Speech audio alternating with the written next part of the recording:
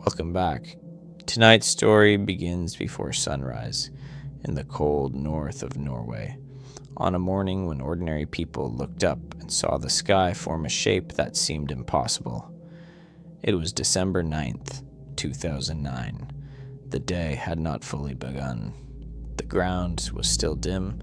Harbors, roads, houses, and dark winter water sat under the first weak light of morning. Then, over the northern horizon, a blue-green beam appeared. It rose into the sky like a narrow line of cold fire. At the end of it, a pale spiral began to open. Slowly, silently, it widened above the towns below, white against the dawn, almost too clean to be weather and too still to be a meteor. From places like Tromso and Harstad, people watched it grow. Some photographed it, some filmed it, some simply stood there, trying to understand why the sky suddenly looked as if it had been drawn open from the inside. For a few minutes, no one had an answer. That is the part worth holding on to. The Norway Spiral is not a simple alien story. It is not being told here as proof of visitors from another world, or as a hidden craft that slipped through the clouds. The best supported explanation is much more human.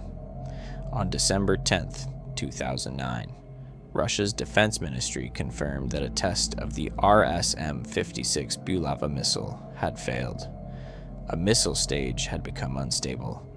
Exhaust and high-altitude sunlight had turned a military failure into one of the most unforgettable sky images ever seen over Scandinavia. But solved does not always mean settled. Some cases stay with us because the answer never arrives. This one stayed because the answer did arrive, and still the image felt larger than the words used to explain it. A failed missile is a fact. A blue beam feeding a perfect white spiral above a dark northern horizon is a memory.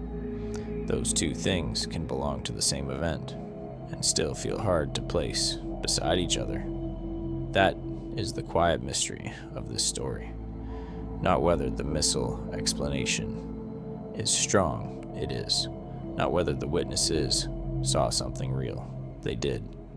The deeper question is why a correct answer can still feel too small for what people remember seeing. Why a human machine, failing far beyond the horizon, could briefly make the morning sky look like a doorway.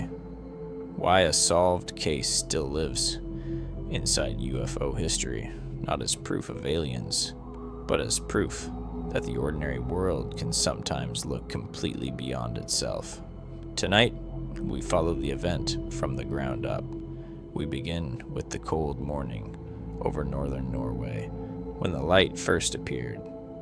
We move through the witnesses who photographed and described it, the first calls to weather offices and scientists, the rumors that formed before officials spoke, and the early expert voices that saw the outline of a rocket failure before the statement came. Then we follow the trail east, toward the White Sea, the failed Bulava test, the weapon behind the light, and the strange physics of how exhaust, spin, distance, and dawn sunlight could draw a spiral across the upper atmosphere. And by the end, the case becomes something more than a debunking. It becomes a lesson in how the sky can fool honest eyes, how photographs can be real, witnesses can be sincere, and the first meaning can still be wrong. It becomes a reminder that not every explained mystery loses its power. Some explanations close the case file, but leave the image behind. So, settle in now, find a comfortable position. Let the day fall away for a while. And if these quiet, strange stories help you rest, remember to like and subscribe so you do not miss the cases still to come. We begin in northern Norway, just before the workday had fully started, when the winter sky was still dark enough for one impossible shape to hold the whole morning still.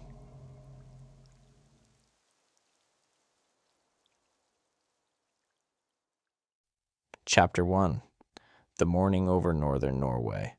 The morning began in darkness, not the deep black of midnight, but the slow winter dark of northern Norway, the kind that holds on long after people have already woken, dressed, and stepped outside. On December 9th, 2009, the towns and roads of the far north were moving into an ordinary day. People were heading to work. Some were walking near the water. Some were looking out from windows, harbors, and cold streets. Before the light had fully come, it was the hour when the sky should have been quiet. Around 7:50 to 8 o'clock local time, something appeared above the horizon. At first, it did not look like the beginning of a great public mystery. It was a line of light, a blue or blue-green beam, low in the sky, rising from somewhere beyond the land. It seemed to come up from the dark edge of the morning, narrow and bright against the cold air. Then the beam seemed to reach a point in the sky, and from that point, a spiral began to unfold. It was pale white to some, gray to others. In photographs, it looked almost clean, almost drawn, like a shape placed onto the sky by a steady hand. The light spread outward in a widening circle, curling around itself, while the blue beam remained below it.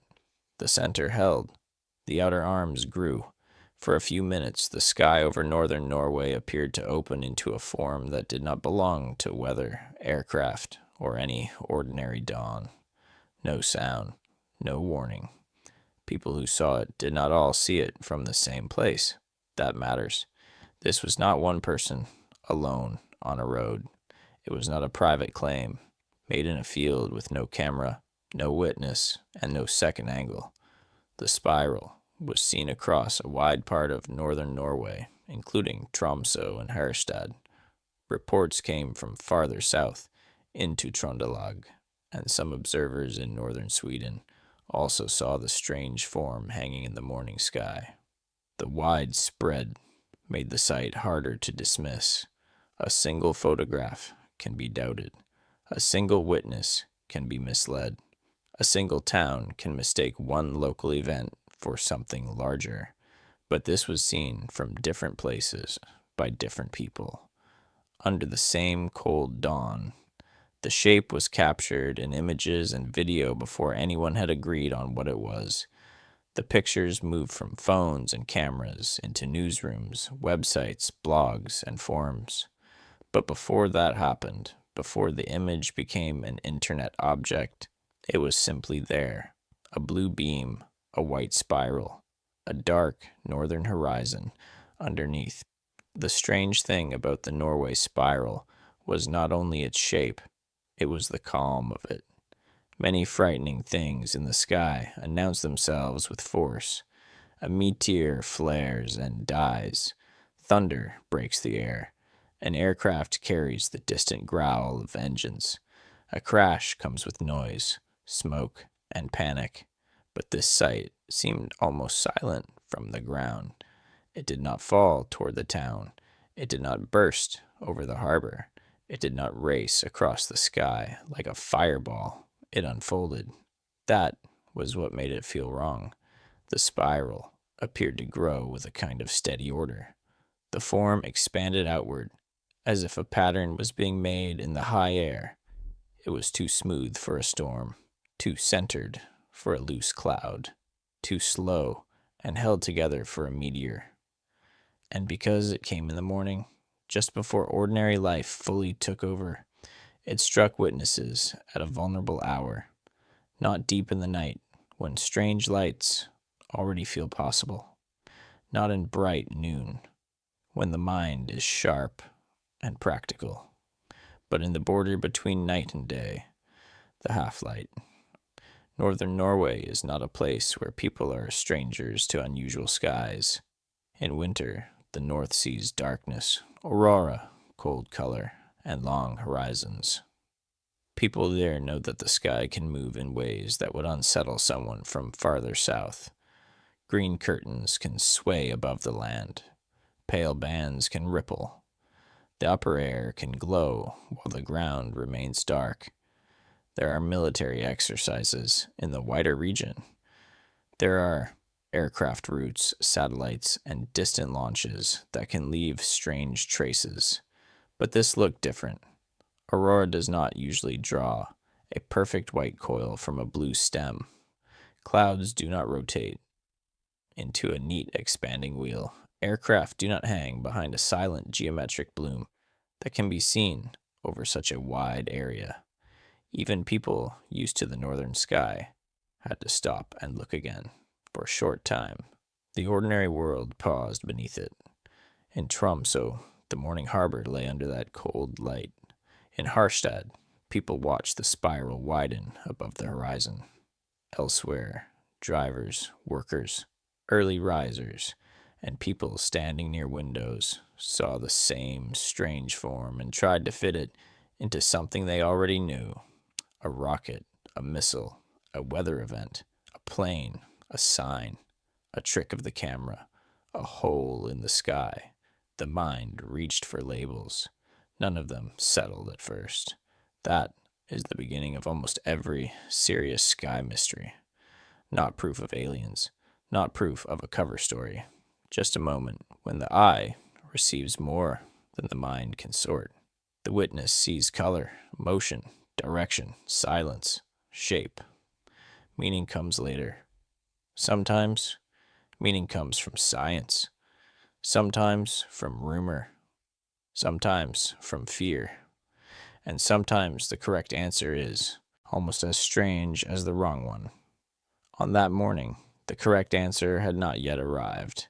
Nobody standing under the sky at that first moment was thinking in terms of missile stages, high altitude, exhaust, or military failure over the Arctic region. They were seeing a shape, a clean, expanding spiral with a blue beam beneath it. They were seeing light spread across the winter dawn in a way that seemed deliberate, almost design. Some watched for only a few minutes. Across the wider event, many later summaries would describe it as lasting about 10 minutes, long enough to be seen, long enough to be photographed, long enough to become memory. And then, as strangely as it had formed, it began to fade. The pale arms thinned, the center changed, the bright geometry weakened into the morning air, the blue beam lost its hold, the sky returned to itself, leaving behind towns, harbors, roads, and people who now had to explain what they had just witnessed. That is often the most unsettling part of a sighting. Not the moment when something appears, but the moment after it disappears. The world looks the same again. The streets are still there. The water still lies cold near the shore. The workday still begins, but the witness has changed, even if only for a while. They have seen the sky behave in a way they did not expect, and there is no simple way to put that back. Before anyone said missile, rocket, aurora, or UFO, the Norway Spiral was only a human experience. People looked up.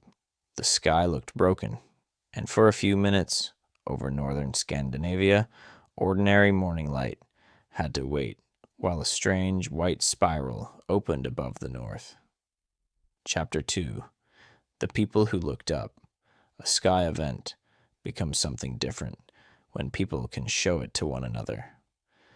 Before the Norway Spiral had a name, before it was argued over online, before officials in Moscow gave their statement, there were only witnesses, ordinary people in ordinary places.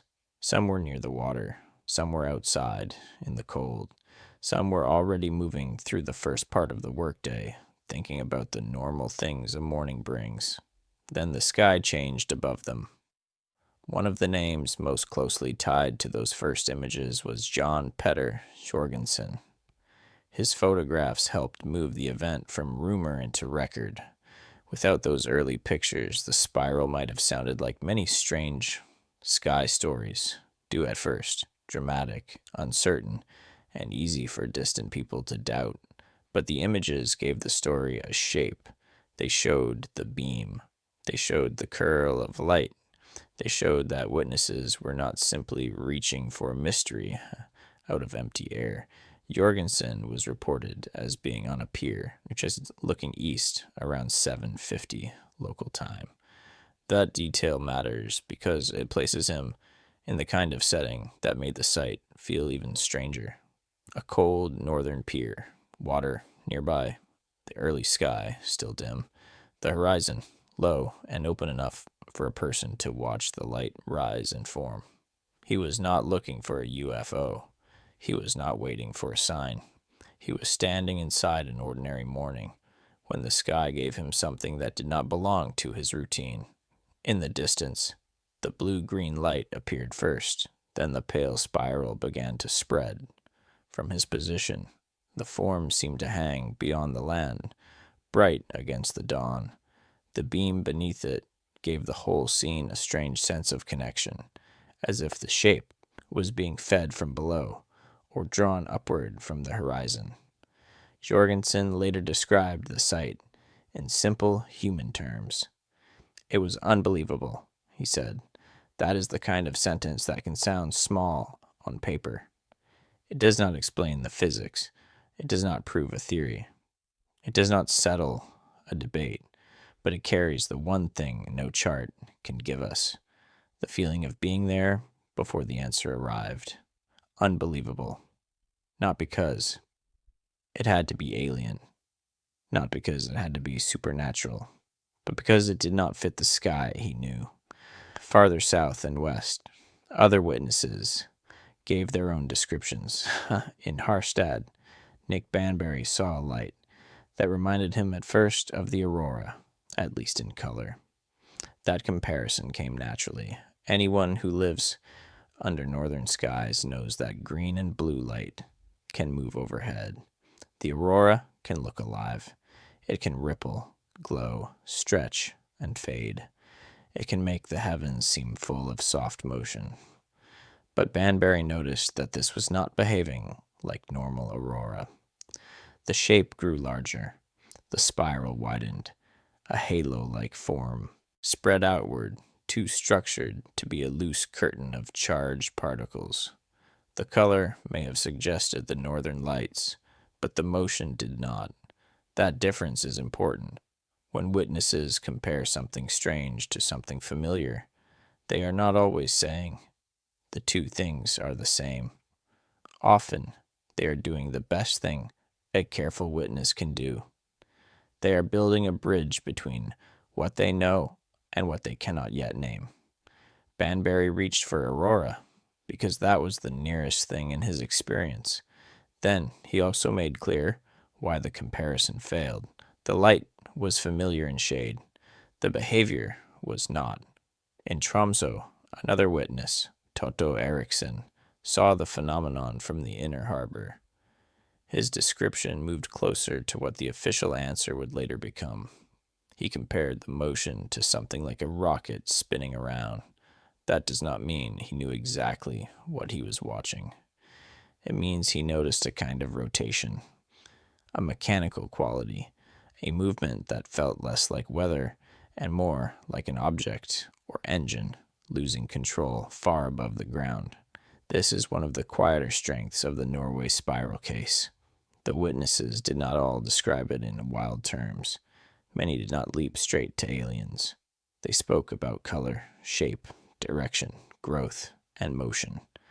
They tried to say what their eyes had taken in: a greenish light, a beam, a rotating spiral, a halo expanding, a form above the eastern horizon, something bright, silent, and strange. The meaning came later. For a few minutes, these people were not part of a UFO story. They were part of a sky event. That is a different thing. UFO culture would later take the image and carry it into its own world of portals, hidden weapons, secret tests, and visitors from elsewhere. Science writers would study it. Military officials would explain it. Skeptics would point to rocket physics. Believers would point to how impossible it looked. But at the start, the witnesses were simply people looking up. That is why their testimony still matters, even in a case with a strong explanation. A solved case can make witnesses seem less important, as if the answer erases their role. It does not. The people in Tromso, Harstad, and elsewhere were wrong if they believed the spiral proved an alien craft or an opening in space, but they were not wrong to say the sight was extraordinary. They were not wrong to say it was visible. They were not wrong to say it formed a shape that ordinary language struggled to hold. A witness can be accurate about what was seen and still mistaken about what it means. That line runs through many strange reports. A farmer may see a light and call it a craft. A pilot may see a reflection and call it a controlled object. A town may watch a missile plume and call it a portal. The interpretation can fail while the experience remains real. In the Norway Spiral, the photographs and videos help make that point with unusual force. They do not show an alien machine. They do not show a doorway to another world, but they do show why people reached for those ideas. The pictures were too strange to leave alone. They moved quickly. Once the first images began spreading, the event escaped the places where it had been seen. People who had never stood in the cold that morning could now examine the shape from a warm room on a screen after the fact. They could pause it, enlarge it, compare it, doubt it, share it, and build stories around it. The spiral no longer belonged only to the witnesses.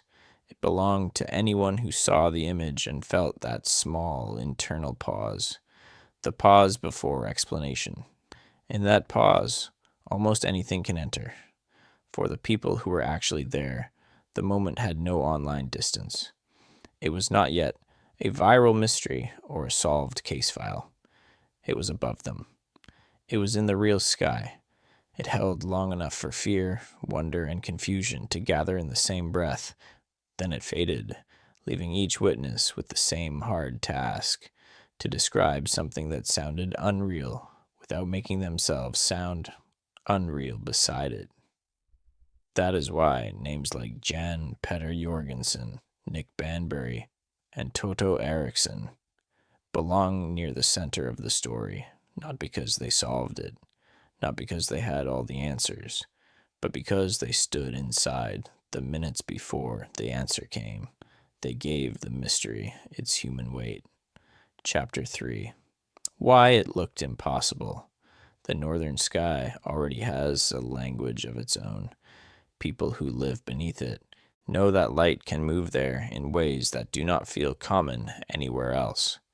Green curtains can drift above the land. Pale rays can stretch upward. Bands of color can loosen, fold, thin, and return. On certain winter nights, the aurora seems less like a glow than a living thing spread across the upper air. But the Norway Spiral did not move like that. That was the first problem. Aurora is beautiful, but it is rarely clean. It shifts in curtains. It trembles at the edges. It breaks into rays and soft bands. It can brighten suddenly, then fall back into a faint haze. Its power comes from motion that feels organic, like light being pulled through invisible cloth. Even when it is strong, it does not usually draw a centered, white spiral from the end of a blue beam. The sight, on December 9th, 2009, had a different kind of order. It looked almost geometric. The pale outer shape seemed to turn around a center. The curve was so even that many people felt, at once, that it could not be natural. The blue or blue-green beam beneath it only deepened that feeling. A beam is a line. A spiral is a pattern. Put them together in the sky at dawn. And the mind does not think first of physics. It thinks of purpose. That is not foolish. It is human. The mind is built to find shape. It looks at clouds and sees animals.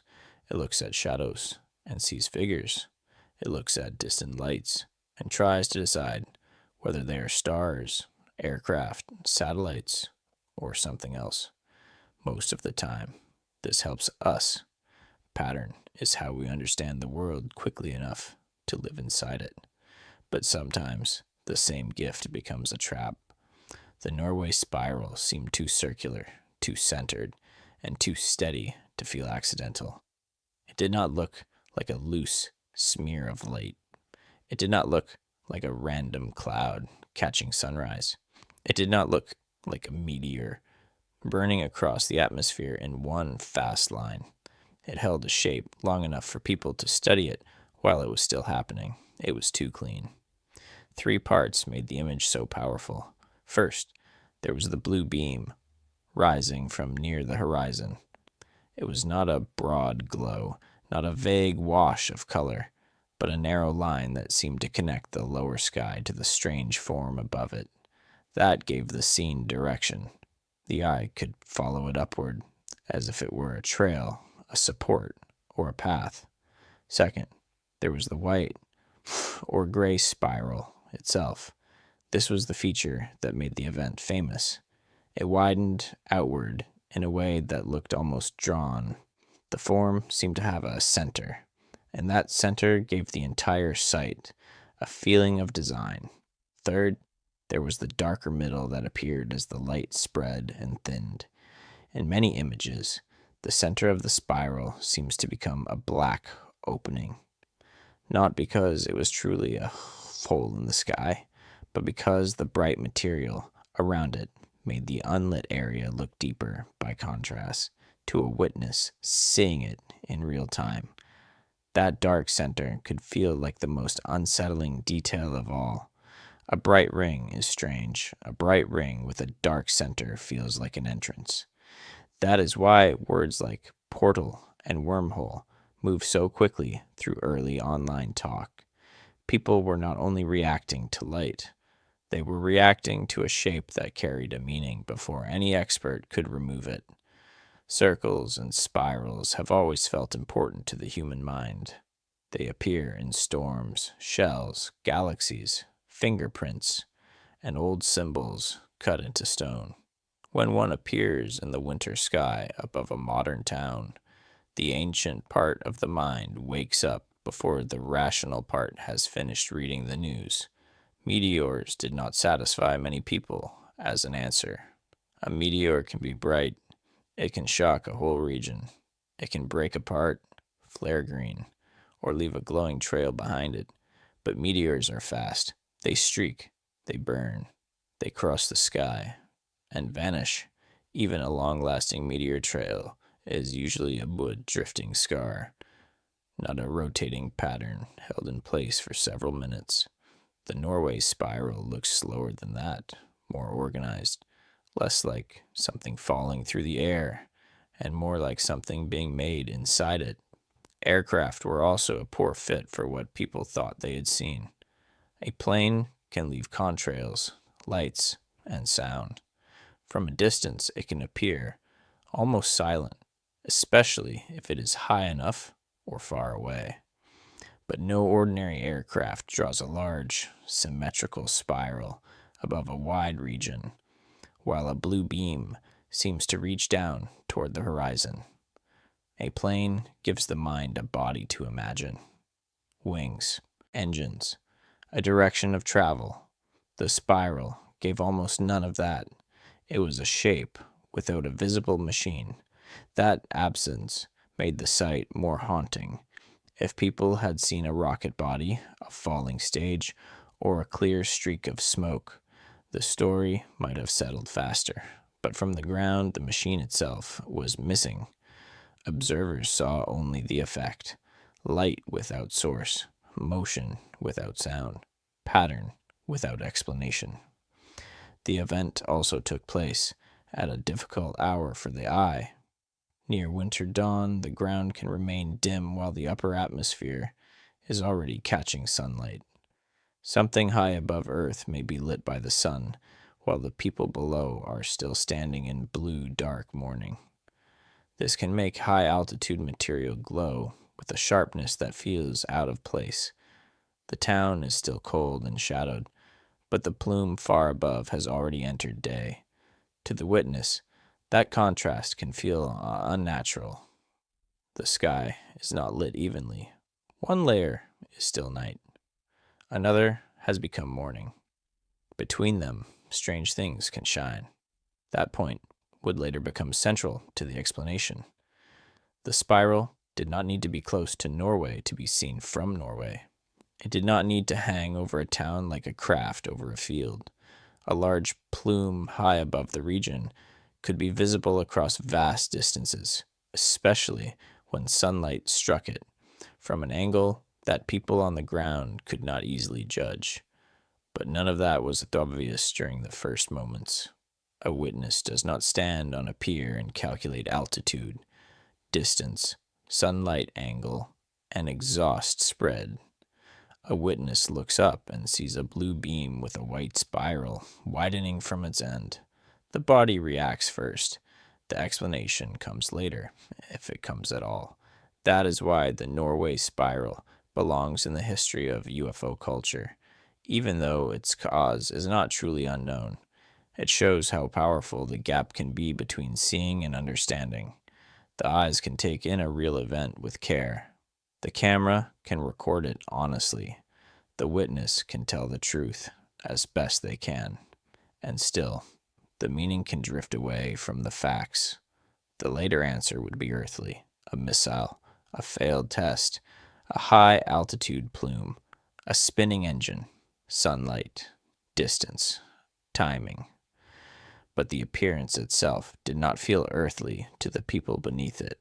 For a few minutes, the sky seemed to form a symbol no one had asked for: clean, pale, silent, and widening.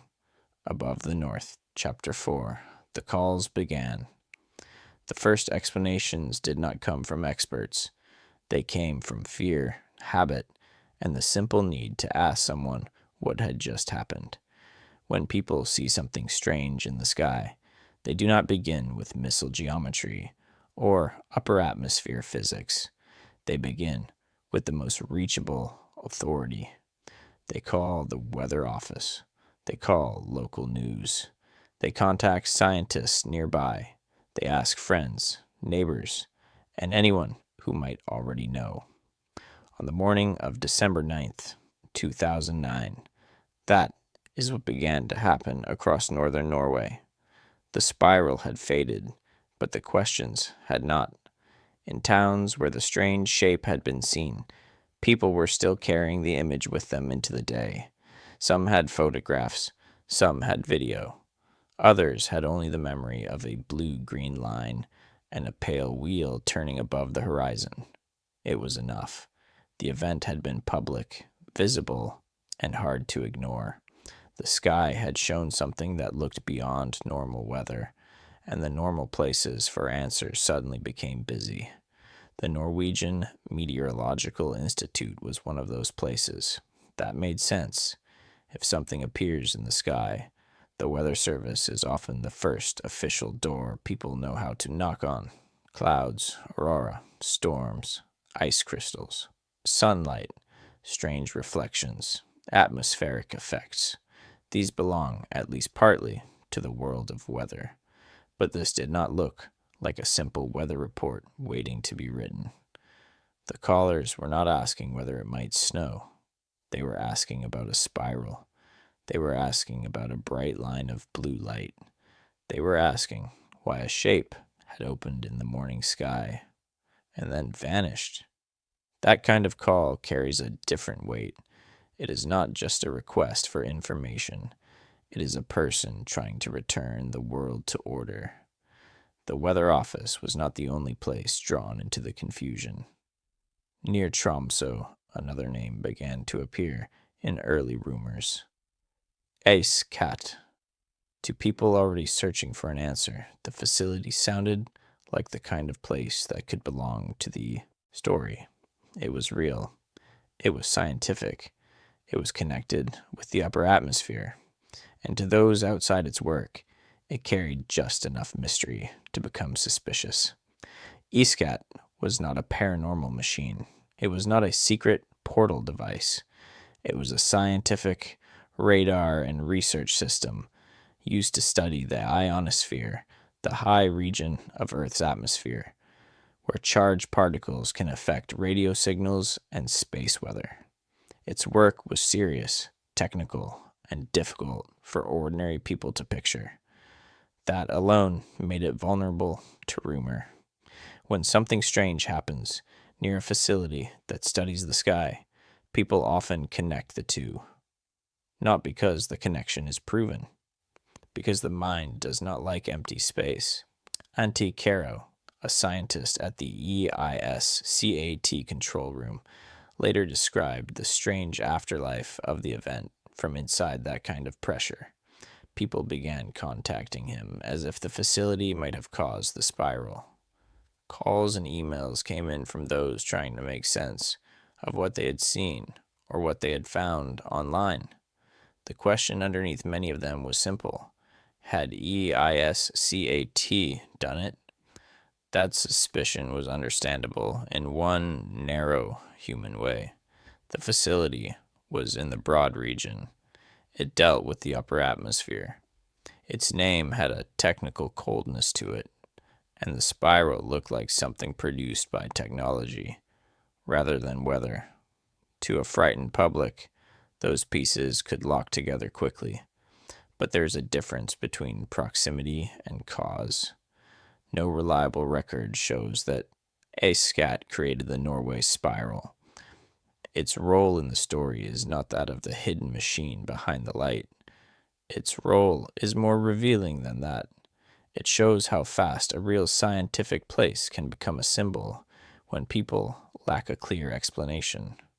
A facility that normally studies signals and particles becomes, in public imagination, the possible source of a sky event that seems too controlled to be natural. This is one of the ways modern mysteries grow. They do not always begin with a lie. Often, they begin with a gap. A strange image appears. No answer comes fast enough. A nearby institution has a name that sounds powerful. A few people connect them. Others repeat it. Soon the rumor becomes part of the case, even if it never explains the case. The Norway Spiral entered that stage very quickly. Tromso became one of the centers of attention because of its location, its witnesses, and its link to the early images, harbors, streets, and winter skies that had been quiet before dawn were now being named in reports and discussions far outside Norway. Local experience became public evidence. The cold morning became a shared screen image. At the same time, the internet began doing what it does best and worst. It carried the photographs everywhere. A person in another country did not need to know the region, the weather, the military context, or the direction of the White Sea to feel the force of the image. They saw the spiral. They saw the blue beam. They saw what looked like a dark center. They read that it had appeared over Norway, and the story became available to every kind of guess. Some guesses were careful, some were not. Some people asked whether it was a rocket or missile. Others wondered about aurora, atmospheric light, or a camera problem. Still others went straight to UFOs, secret experiments, portals, and strange weapons. Within hours, the event existed in several worlds at once. It was a news item. It was a science puzzle. It was a military question. It was a piece of internet's folklore. And it was still, for the people who had seen it, a memory from that same cold morning. That split is important. Online, the spiral could be paused and studied like an image file. In Norway, it had been an event in the sky. On forums, people could enlarge the shape and argue over pixels. For witnesses, the site had arrived above real water, real streets, real roofs, and real winter air. The body remembers that differently than a screen does. Yet the screen made the mystery larger. The official answer was not ready when the image began to spread. That delay gave the spiral room to grow in the public mind. Not a long delay, not months or years, but enough time for people to form their first beliefs before the confirmed explanation arrived. Those early impressions matter because the first story a person hears often becomes the one they keep comparing every later answer against. If the first story is portal, then missile can feel too small. If the first story is secret experiment, then official statement can sound convenient. If the first story is UFO, then physics can feel like a downgrade. That is not proof of a cover up. It is proof of how belief forms under pressure. The Norway Spiral became a race between two different speeds. On one side was the slow pace of official explanation, checked by military statements, technical details, and national embarrassment. On the other side was the speed of a perfect, strange image moving through news sites, blogs, video platforms, and private conversations. The image needed no translation. The explanation needed trust. For a while, the image won. By the end of that first wave, the question was no longer only what had appeared over northern Norway. The question was who had the right to explain it. Weather offices had been called, scientists had been asked, a research facility had been pulled into rumor. Online viewers had begun building their own answers from the shape alone, and somewhere behind the public confusion, the real answer was already forming. Not in a weather report, not in a secret laboratory near Tromso, but in the path of a failed machine launched far to the east. Chapter 5. The First Explanations. A strange event can be real before it is understood. That was the problem facing northern Norway in the hours after the spiral appeared. The photographs were not easy to ignore. The witness accounts were not all coming from one place.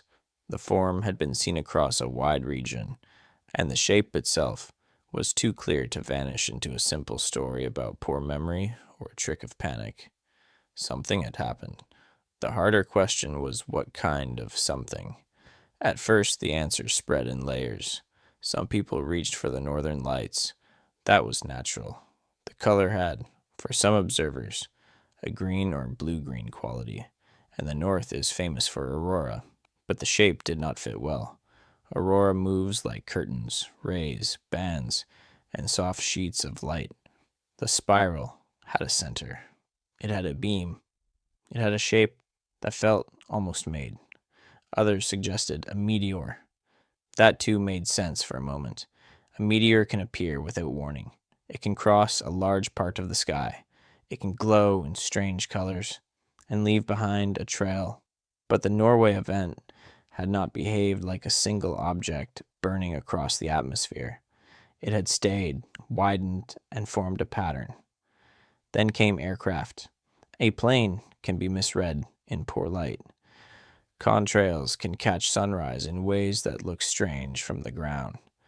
Distant engines can be unheard.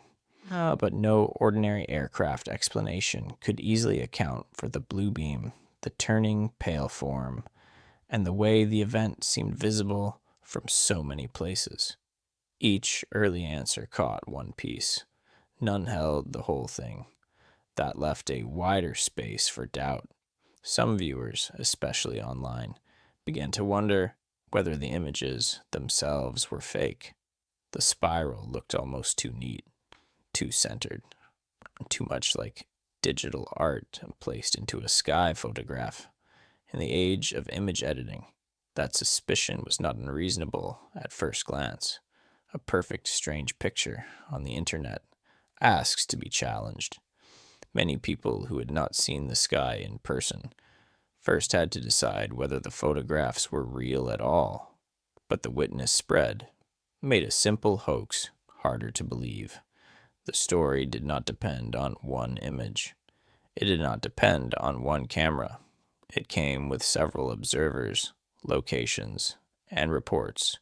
If it was a fake, it would have to be larger and stranger than one altered picture. So the search moved toward a more technical answer. One of the early rational voices came from spaceweather.com, where the idea of a spinning rocket motor was treated as a serious possibility. Tony Phillips, a science writer connected with the National Aeronautics and Space Administration, known as NASA, was among those discussing the shape in those terms. The basic thought was direct enough. If a rocket or missile began spinning while releasing exhaust, that exhaust could spread outward in a rotating pattern. From far below, under the right light, the result might look like a spiral. This was not the official answer yet. It was an informed guess, but it had strength because it explained the shape, not only the fact that there had been light. A rocket failure could explain why the display seemed controlled and broken at the same time. It could explain why the form had a center but no visible craft. It could explain why the effect grew outward rather than crossing the sky like a meteor. Most important, it gave a reason for the strange mix of order and failure that people had seen. A machine spinning out of control can still draw a clean pattern. That is one reason the missile theory rose quickly through the noise. It did not make the image less strange. It made the strangeness physical. A failed engine, a rotating body, a plume at high altitude, and sunlight from below the horizon could all work together to create something that looked far more exact than the accident that caused it. Pal Brekka, senior advisor at the Norwegian Space Center, became another important early voice. After looking at submitted videos, he said they looked like a rocket or missile out of control. That phrase mattered because it came from someone trained to think about the sky through science rather than fear. He was not trying to turn the event into a legend. He was looking at motion, shape, timing, and likely cause. A rocket or missile out of control. In a case like this, that kind of early expert statement can either calm the public or deepen suspicion. For some people, it helped. The spiral began to feel less impossible. The image could be placed inside a known world of launches, exhaust, military tests, and upper atmosphere light. It was still rare, but not magic. For others, the same explanation felt too quick, too ordinary, too convenient. That reaction came partly from the image itself. People had seen what looked like a hole opening above a cold horizon. They had watched a clean white spiral widen from a beam of blue-green light. They had felt the silence of it, to then hear that it was only a failed rocket or missile could feel like being asked to shrink the experience down to a technical note. Only a missile, only exhaust, only sunlight, but the word only does not really belong here. A failed, high-altitude missile test over the Arctic region is not a small thing. It is not ordinary in the daily life of a person standing on a pier in northern Norway. It is a military event, unfolding far away, made visible by the conditions of the atmosphere. If the explanation was earthly, it was still large, dangerous, and strange. That balance is easy to lose. Online, the less grounded theories grew beside the technical ones. Some called it a UFO. Some imagined a wormhole. Some thought of a portal, a secret experiment, or a sign of forces being tested beyond public knowledge. The Large Hadron Collider was pulled into some of those theories, not because there was strong evidence linking it to the sky over Norway, but because it had already become a symbol of frightening science for many people. It was new, huge, hard to understand, and surrounded by public fear about what powerful machines might do. The spiral became a screen for those fears. Still, it is important not to mock the people who were confused. They were looking at a real event before the confirmed explanation had arrived. Some had only seen a photograph with no local context. Others had witnessed a shape that did not match anything in their normal sky. Fear can move faster than careful reasoning, especially when the object of fear seems to hang above a whole region. At that stage, the missile explanation was strong but not yet official. It rested on the visible form, the timing, the direction, and the known behavior of high-altitude exhaust from a body losing control. It made sense. It explained much, but without an admission from the country responsible for the launch, it remained a technical conclusion, waiting for the missing piece. That missing piece would come within a day. The Norway Spiral was about to move from public guesswork into military fact. The strange light would not become less memorable, but its source would finally have a name. Chapter 6. The Russian Statement. The answer arrived the next day. On December 10th, 2009, after the images had already moved far beyond northern Norway, Russia's defense ministry confirmed that a missile test had failed. The source of the strange morning light was named as the RSM-56 Bulava, a submarine-launched ballistic missile tied to Russia's strategic weapons program.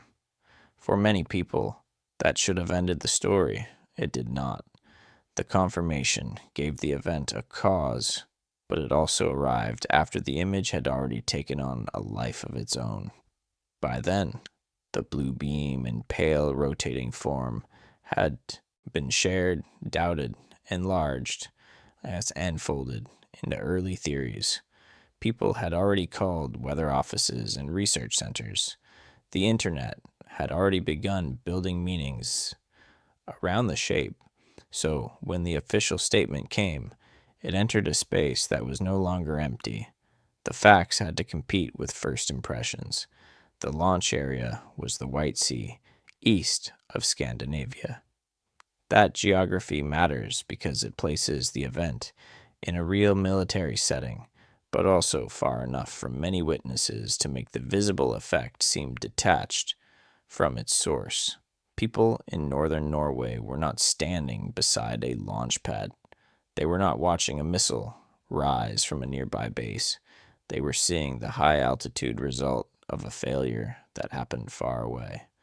Distance made the machine invisible. Only the light remained. According to the public explanation, the first two stages of the missile had worked normally. The problem came in the third and final stage. A technical error occurred, and the third stage engine became unstable. In plain words, the missile was no longer flying the way it was supposed to fly. It was not leaving a clean, simple path behind it. It was throwing out material in a way that could twist, widen, and catch the light high above the ground. That detail was the bridge between the official statement and the strange photographs. A stable missile leaves a path the mind can understand more easily. It climbs, it burns, it moves along a track. But an unstable stage is different. If it spins or loses control while its motor is still producing exhaust, the trail can become a pattern rather than a line. From the ground, that pattern can look like something made with intent, even when it comes from failure. The sky had a source. Still, the timing of the admission mattered. Russia did not immediately give the answer at the first moment of public confusion. The statement came after speculation had already spread. That delay did not need to be long to have an effect. In mystery stories, especially those involving military systems, the first hours can decide how people feel about every explanation that follows. If an answer comes after denial, silence, or hesitation, some listeners hear truth. Others hear control. That is one reason the Norway Spiral remained emotionally unsettled. Even as the facts became clearer, the official account matched the technical guesses that had already been forming. Experts had already suggested a rocket or missile out of control. The shape itself pointed toward a spinning exhaust plume. The White Sea location made sense. The third stage failure gave the spiral a mechanism. Yet the story involved Russia, a strategic missile, and a failed weapons test visible from another country. For those inclined to distrust official statements, that was enough to keep doubt alive. But doubt alone is not evidence. In this case, the missile explanation was not a weak cover story, thrown over a mystery with no supporting structure. It fit the timing. It fit the direction. It fit the visual form. It fit the known behavior of high-altitude exhaust from a spinning or unstable rocket motor. Later scientific discussion would strengthen that frame even more. The official statement did not stand alone in empty air. It had roots. At the same time, it would be wrong to pretend the statement made the event ordinary. A failed ballistic missile test is not an everyday explanation in the life of a witness. The word missile can sound simple only because it gives the mind a category. The reality behind it is vast, secretive, and heavy. A machine built to travel across continents had failed high above the Arctic region, and people in another country had watched the failure right itself across the dawn. That is not magic, but it is not small. The Russian statement also carried a note of embarrassment. The Bulava program had already been watched closely because of earlier test failures. This was not just a technical malfunction hidden inside a military report. It had become a public spectacle, a weapons test that should have belonged to closed channels and official briefings, was now being examined by civilians with cameras, science writers, newsrooms, and strangers online. The failure had painted itself into the open. For the witnesses, the official wording may have helped and failed at the same time. It helped because it gave the experience a name. The shape in the sky was not a portal. It was not a craft hovering silently over Tromso.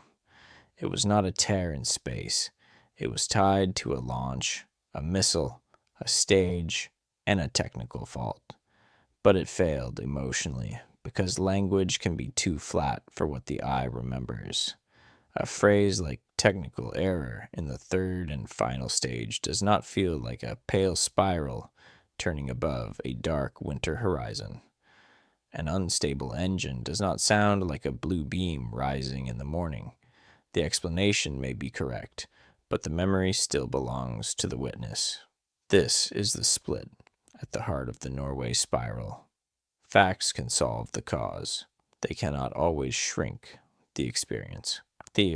By December 10th, 2009, the main outline was no longer a secret. A Bulava missile had been launched from the White Sea. Its flight had failed. The problem came high in the sequence after the first stages reportedly worked as expected. The final stage did not behave properly, and the material it released became visible in a way no one on the ground could easily read in real time. That was the event, a military failure seen as a cosmic sign. The Russian Defense Ministry's confirmation moved the case out of pure speculation and into the record of an explained anomaly. Yet, it also opened the next layer of the story, because once the source was named, a different question became more important. Not whether something had happened, but what kind of machine had caused it. Not just why the light appeared, but why the failure of that weapon could be seen across such a wide northern sky. Chapter 7. The Weapon Behind the Light. The machine behind the Norway Spiral was not small. It was not a weather rocket sent up for a quiet study of the atmosphere. It was not a flare, a signal device, or a simple test object that drifted where it was not meant to go. The source named by Russia was the RSM 56 Bulava, a submarine-launched ballistic missile built for a far heavier purpose. That fact changes the feeling of the case. The spiral looked delicate in photographs, pale, smooth, almost weightless, a shape of light against a winter sky. But behind that image was a weapon system meant to travel across great distances, launched from the sea, built into the military balance of a nuclear state. The contrast is hard to hold. One side of the story is almost beautiful. The other is cold, engineered, and deeply serious.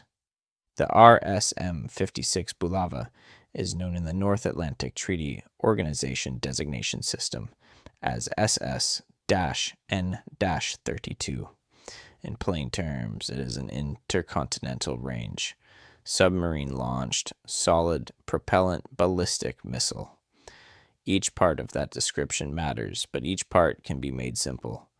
Intercontinental range means it is designed to cross vast distance, not to fly a short local path. Submarine launched means it can be fired from beneath or near the sea, from a vessel built to hide and move as part of a strategic force. Solid propellant means the fuel is not pumped in like a liquid during flight. It is built into the missile in a solid form, ready to burn in stages. And stages are the key. A missile like the Bulava does not burn as one simple engine from beginning to end. It is powered sections that work in sequence. One stage fires and pushes the weapon upward, then the next takes over, then another. Each stage has a job. Each stage must behave cleanly. If the early part works, and a later part fails high above the region, the effect can be far from the launch site and difficult for people on the ground to understand. The Center for Strategic and International Studies Missile Threat Project lists the Bulava with an 8,300-kilometer range, a launch weight of 36,800 kilograms, and a payload of up to 10 multiple independently targetable re-entry vehicles. Those are not small numbers. They belong to a machine built for strategic war, not a research flare or a local test. But in this story, the numbers also serve another purpose. They remind us that the light over Norway came from scale. A machine that large, failing high above the Arctic region, could leave a mark far beyond the place where it was launched. A person standing near a harbor in northern Norway would not see the weapon itself. They would not see the launch platform. They would not know the exact flight path. They would only see what the failure left behind in the upper air. A distant event, a local shock. The Bulava program had roots in the 1990s. It was designed for Russia's Bory-class ballistic missile submarines, part of the sea-based side of the country's nuclear force. That matters because these weapons do not exist in a vacuum. They are tied to national pride, military planning, political pressure, and the public image of technological power. A successful test can be used to show strength. A failed test does the opposite. Most failures in that world remain distant from ordinary people. They are noted in reports, discussed by officials, studied by engineers, and folded into the next round of corrections. They do not usually become a public image over another country's morning sky. This one did. That is what gives the Norway Spiral its strange place between military history and UFO history. It was not an unknown craft, yet it behaved like one in the public imagination because the machinery itself was hidden from view. People did not see a submarine. They did not see a missile rising cleanly from the White Sea. They did not see the moment when the final stage became unstable. They saw a shape, clean light, a beam, a widening coil above the north. The classified or distant part had become visible only through failure. a stable weapons test would likely have passed, without most of those witnesses ever knowing it had happened. There might have been a report later, if one appeared at all. The sky might have held only a faint mark, if anything, but because the third and final stage did not behave as planned, the test left a sign large enough for civilians to photograph from far away. That is an odd kind of exposure. Military systems are often built around distance. Distance from the public. Distance from the target. Distance from the source of danger. The Bulava was part of that hidden world. Yet, on December 9th, 2009, something in its flight became visible to people who had no part in it. A town waking for the day became, for a few minutes, the audience for a failure in a strategic weapon program. No warning was given to them in that moment. No simple label appeared in the sky. Only the effect, the failure itself, also carried pressure. Because the Bulava program had suffered a troubled development path. Reports at the time noted that previous tests had not all gone as planned. That context did not cause the spiral, but it shaped how the event was understood after the statement. This was not a random machine with no history. It was a major military project. Under watch, and another failure was embarrassing enough without its byproduct becoming one of the most shared sky images of the year. The weapon behind the light was therefore both technical and political. Technically, it gave the spiral a likely mechanism. A later stage failed. The engine became unstable. The missile no longer moved in a clean way. Exhaust and combustion products spread into the high atmosphere, where sunlight could reach them before the ground below was fully bright. Politically, it made the explanation harder for some people to trust. Secretive weapon systems do not invite public comfort. When a government admits that a strategic missile failed only after images have spread across the world, the admission may be true and still feel incomplete to those who already distrust official channels. This is why the case has two moods at once. The first mood is clarity. The source was named. The type of missile was known. The broad failure was described. The physics could be explained. The second mood is unease. The source was a nuclear-capable weapons program. The launch was far away. The witnesses saw only the beautiful trace of a dangerous failure. And the explanation came from the same military world that most ordinary people cannot see inside. Both moods belong to the story. The Norway Spiral does not need an alien craft to feel unsettling. In some ways, the confirmed explanation is enough. A human weapon failed somewhere beyond the horizon, and its failure wrote a spiral above towns that had nothing to do with it. It turned a hidden test into a public vision. It made engineering error look like a message from the sky. That is the power of the case. Not that the object was unknown forever, but that once the object was known, the image still felt larger than the answer. If you are still awake and following the story, this is a quiet place to pause for a moment. We have moved from the people beneath the sky to the machine behind the light, from harbors and cold streets in northern Norway to a failed weapon test far beyond the horizon. And still, the image remains the same in the mind. A blue beam, a pale spiral, a dawn sky that briefly looked broken. If stories like this help you settle in at night, remember to like and subscribe so you do not miss tomorrow's strange case. And later, if you want, leave a comment with one thought. If you had seen the Norway Spiral before the official statement, would you have believed the missile explanation? Now we return to the sky itself, because the strangest part is not only that a missile failed, It is that the failure drew something so perfect. Chapter 8. How a Missile Draws a Spiral. A missile trail is easy to imagine as a line. Most people picture a streak in the sky, a path of smoke or fire moving in one direction. A rocket rises, its exhaust follows, and the mark it leaves behind points back toward the motion of the machine. That simple picture is useful, but it cannot explain why the Norway Spiral looked like a white wheel opening above the horizon. The key is that the machine was no longer behaving simply. When a rocket or missile is stable, its engine pushes in a clean direction.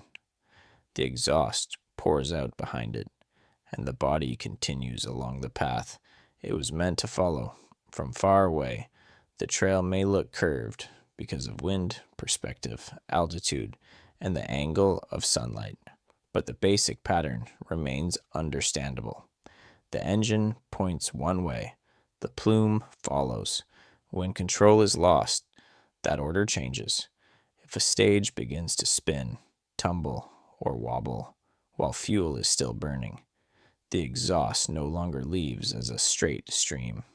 It is thrown outward in a rotating pattern. The motor keeps releasing hot gas and combustion products, but the direction changes as the body turns. Instead of painting one line, the failure begins to paint a curve. If the spinning continues, the curve can widen into rings. A failure had drawn a pattern. The easiest way to picture it is a garden hose. A steady hose pointed in one direction sends water in a stream. Move the hose slowly, and the stream sweeps across the ground. Spin the hose in a circle, and the water traces round shapes outward from the center. The water is not trying to make art, it is only following motion. But to anyone watching the pattern, after it appears, the shape can look planned. At high altitude, the same idea becomes enormous. The exhaust from a missile stage is not water in a yard. It spreads into thin upper air, far above towns and roads. There is little nearby reference for size. No trees beside it, no building behind it, no person standing next to it. From the ground, distance and scale are hard to judge.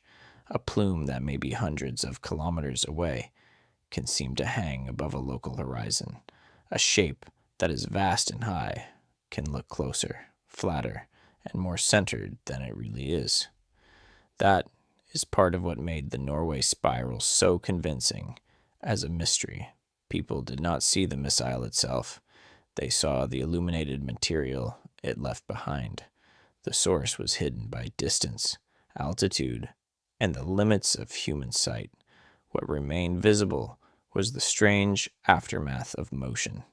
A blue or blue-green trail below, a pale spiral above, a dark middle that seemed to open as the bright material spread. The dark center may have been one of the most misleading parts. It made the spiral seem like a hole, but a dark area inside a bright ring does not have to be an opening. It can simply be the part where less material is glowing, surrounded by a brighter plume. The eye reads contrast quickly. When light forms a ring around shadow, the shadow feels deep. The mind gives it meaning. That is how a physical effect can become a symbol.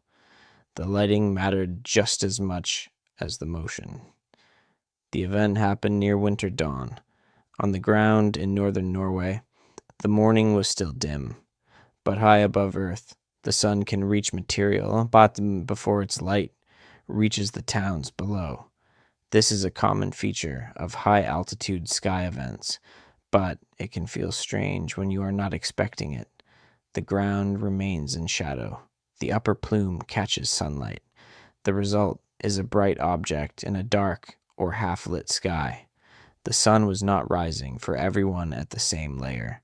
Above the ground, the exhaust could glow. Below it, people still stood in a cold morning that felt closer to night. That contrast sharpened the display and made the shape easier to see. It also gave the photographs their unreal look. A pale form against a darker dawn carries more weight than the same form would in full daylight. The blue beam was likely tied to another part of the plume or trail. Some accounts saw it as blue, others as green-blue. It appeared to stretch from near the horizon toward the spiral. In the later explanation, it can be understood not as a solid beam or directed energy, but as illuminated exhaust or material along the missile's path. Seen from far away, that trail looked like a narrow line feeding into the wider shape. Again, the geometry misled the eye. A trail can look like a beam when the source is hidden. A plume can look like a portal when it forms around a dark center. A spinning failure can look like intention when its motion is smooth enough. The Norway Spiral was built from these misreadings, not because witnesses were careless, but because the event gave them almost no ordinary clues. The later scientific discussion also matters because it warns against placing the spiral directly above Norway in a simple way. The effect was seen from Norway, and the witnesses were real, but the source was not necessarily hanging over their towns. Later analysis placed the phenomenon over the Kola Peninsula region. That helps explain the wide viewing area. A high-altitude event over that region could be seen across northern Norway, parts of Sweden, and beyond, depending on the line of sight and the lighting. This is difficult to feel from the ground. Human vision is good at near things. It is less good at distant high-altitude geometry. When a person looks at a shape in the sky, the mind tries to place it somewhere above the familiar landscape. It may seem to be over the harbor, over the ridge, or above the town. But without distance markers, the brain can be deeply wrong about where the source really is. That error is not weakness. It is how the sky works. A thing far away can look local. A thing high up can look lower. A wide plume can look like a formed object. A pattern made by motion can feel like a designed craft. And when the scene lasts long enough to be watched, photographed, and discussed before the answer arrives, the first feeling becomes hard to remove. This is why the explanation should not be treated as dull. The missile failure did not make the Norway Spiral less worthy of attention. It made it stranger in a different way. The cause was human, but the result was still rare. A weapons test failed high above the Arctic region, and the failure happened under the right dawn light, from the right distance, in front of the right witnesses, to create an image that looked almost beyond the world that made it. That is not an everyday event. It is a reminder that the sky is a screen for forces most people never see directly. Engines, fuel, altitude, sunlight, cold air, distance, political secrecy, technical failure. All of it can combine into one quiet image above a winter town. To the witness, there is no diagram. There is only the sight, a white spiral widening, a blue line beneath it, a dark center forming inside the light. Once the mechanism is understood, the spiral becomes less supernatural. The pieces fit together. A spinning missile stage releases material. The material spreads outward. Sunlight catches it. Distance hides the source. The human eye reads the pattern as something more deliberate than it is. But understanding does not erase the image. It only changes the kind of mystery. The question is no longer whether the spiral came from another world. It is how a failed machine from this one could look so much like it did. Chapter 9. What the instruments saw later. After the spiral faded, the sky did not simply become empty. To the people who had watched from northern Norway, the visible event was over. The pale wheel had thinned. The blue line had vanished into the morning. The harbors, streets, and houses had returned to ordinary light. A person could look up and see only sky again. as if nothing had happened there at all. But high above the ground, the atmosphere can remember things after the eye has lost them. That is where the story moves next, away from witnesses with cameras, away from early rumors and public statements, away from the emotional force of the photographs.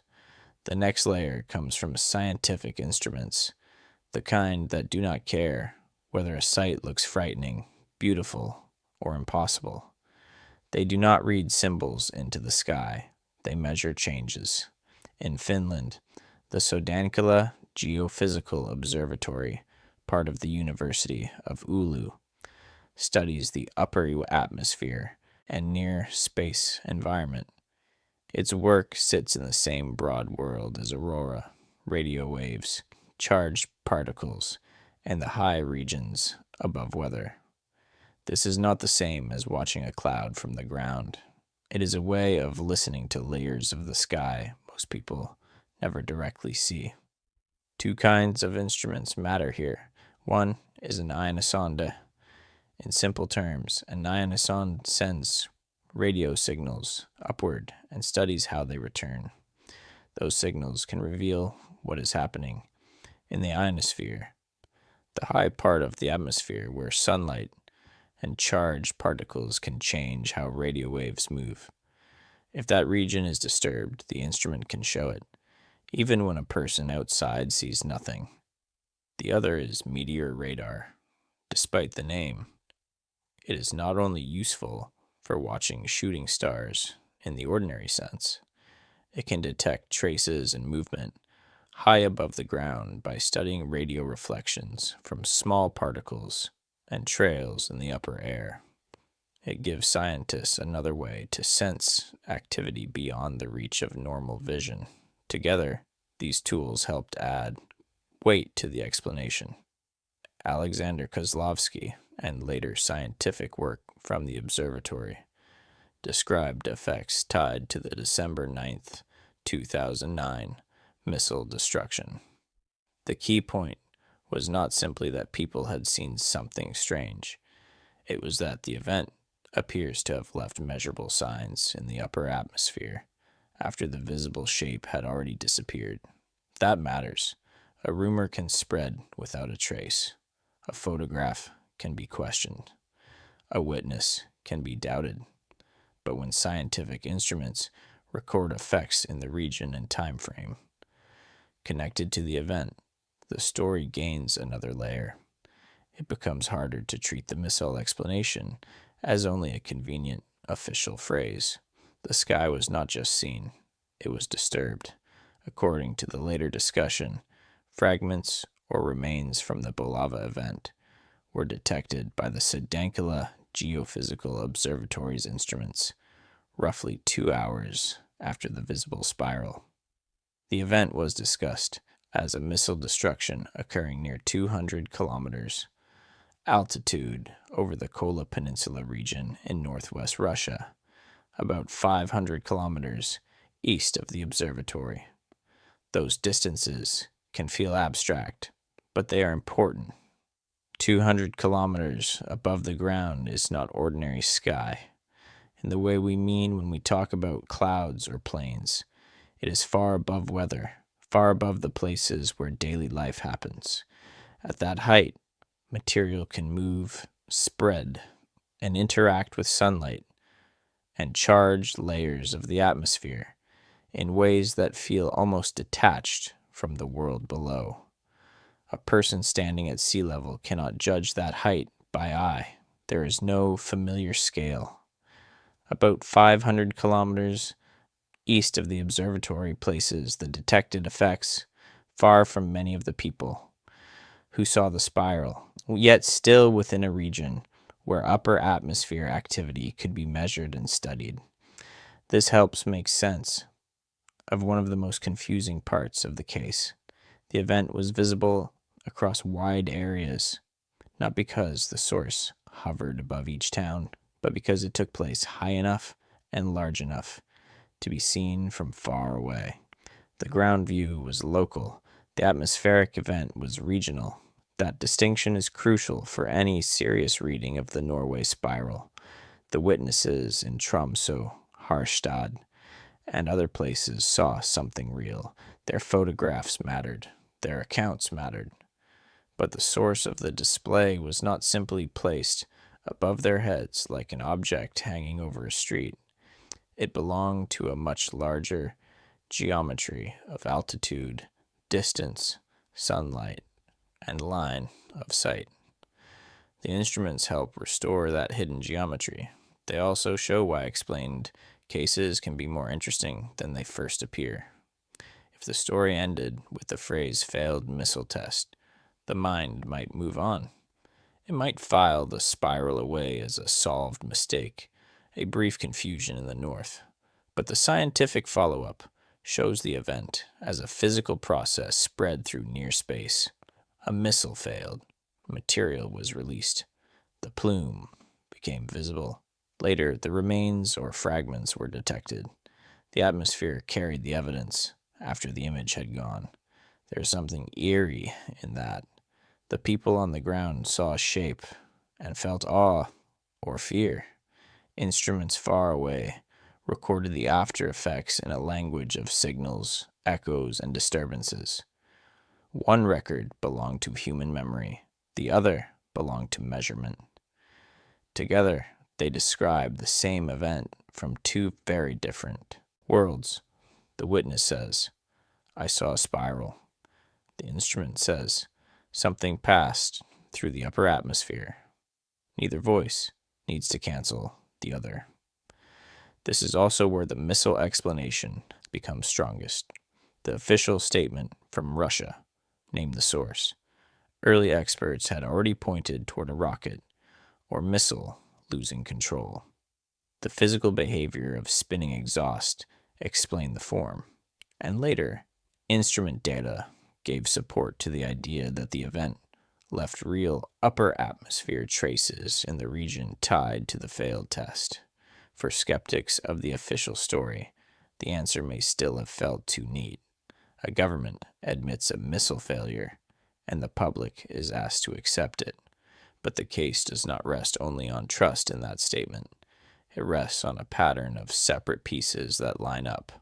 Witnesses, photographs, expert analysis, geography, timing, instrument records, not perfect knowledge, but a strong chain. The Norway Spiral became famous because it looked like something beyond the known world. Yet the deeper record points back to a very known world: weapons testing, upper atmosphere physics, scientific monitoring, and the difficulty of reading distant sky events from below. The mystery did not survive because there was no answer. It survived because the answer had to cross a wide emotional distance. A glowing spiral is easy to remember. An ionosonda trace is not. That is why many people kept returning to the image rather than the data. The spiral spoke in shape and color. The instruments spoke in measurements. One became myth, the other became evidence. Chapter 10. Why the answer was not enough. The official answer came quickly, but not quickly enough to stop the image from becoming something else.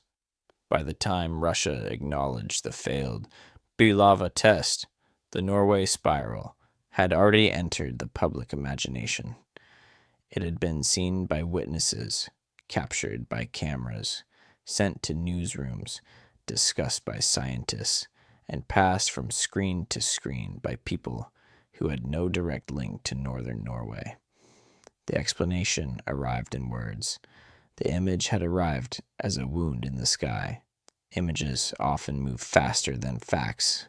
A fact asks to be checked. It needs a source, a timeline, a location, and some trust in the person giving it. An image asks for almost nothing. It enters the body first.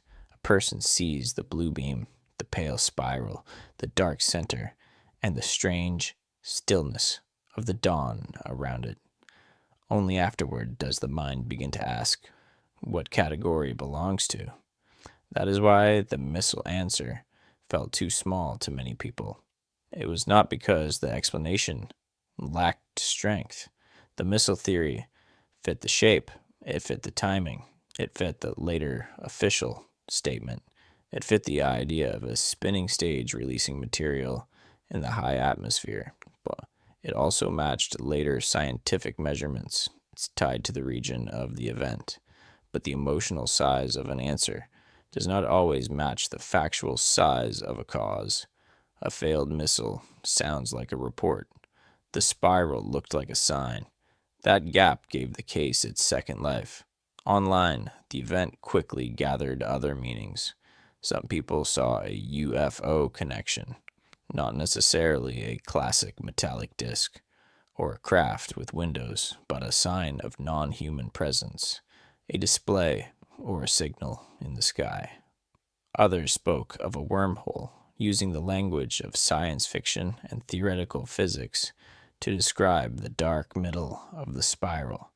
To them, the center looked less like an empty area inside a plume and more like an opening, a doorway, a tier, a passage. The word portal also appeared for the same reason. It gave a name to what the eye seemed to show. A bright, circular form with a dark center has a deep pull on the imagination. It looks like somewhere else might be on the other side.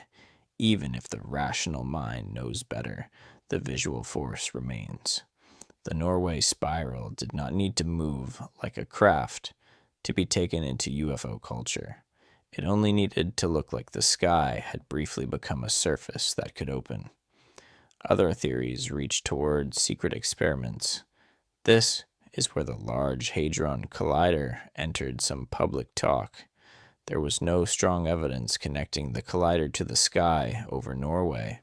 The distance, the timing, and the known facts did not support that idea.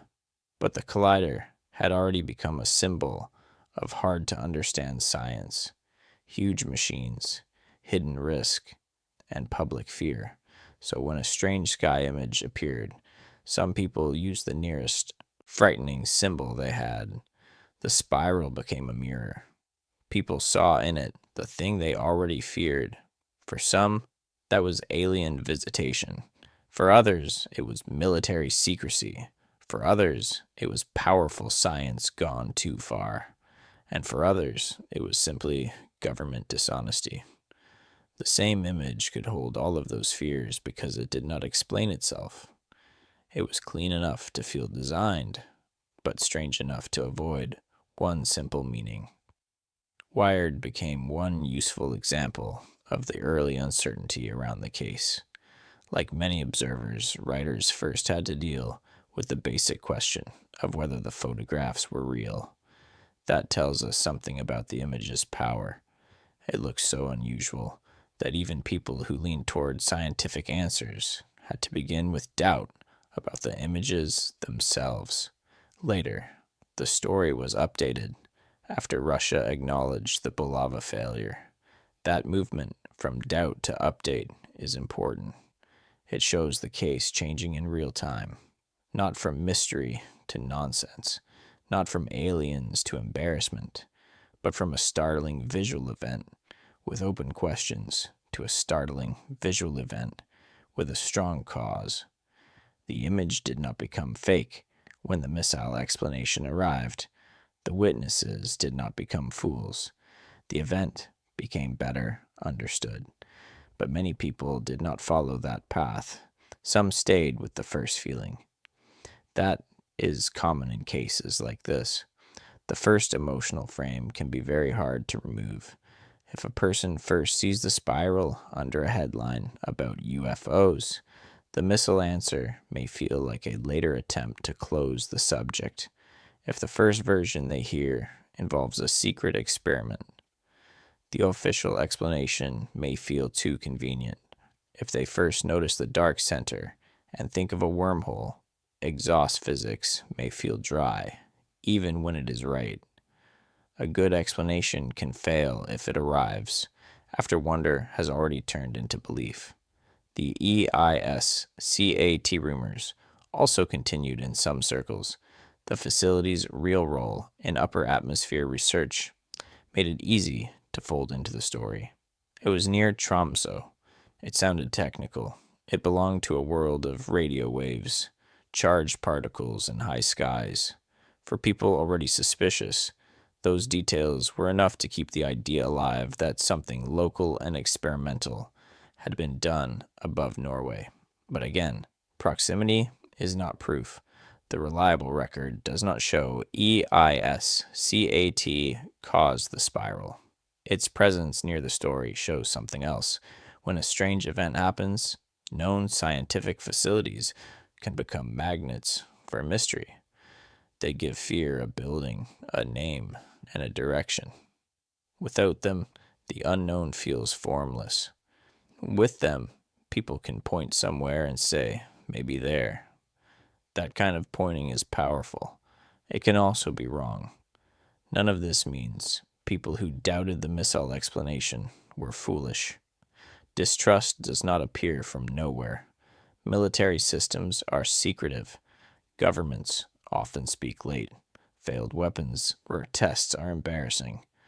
The public rarely gets full technical detail in language ordinary people can test for themselves.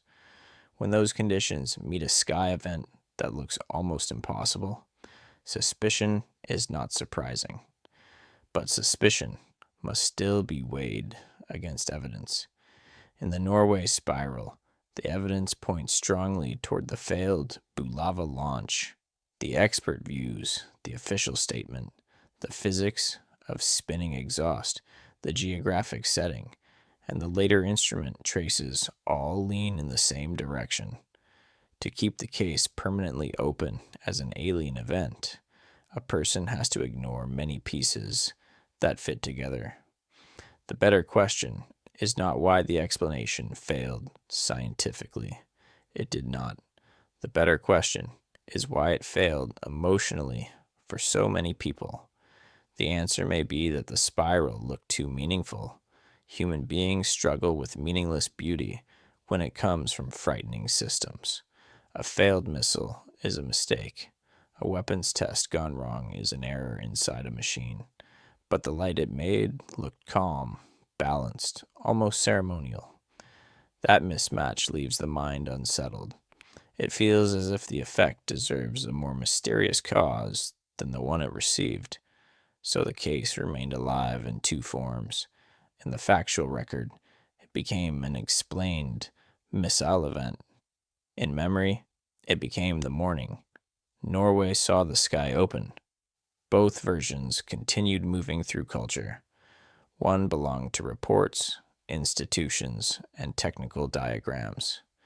The other belonged to photographs, late-night videos, UFO lists, and the private feeling that the world is not as settled as it seems.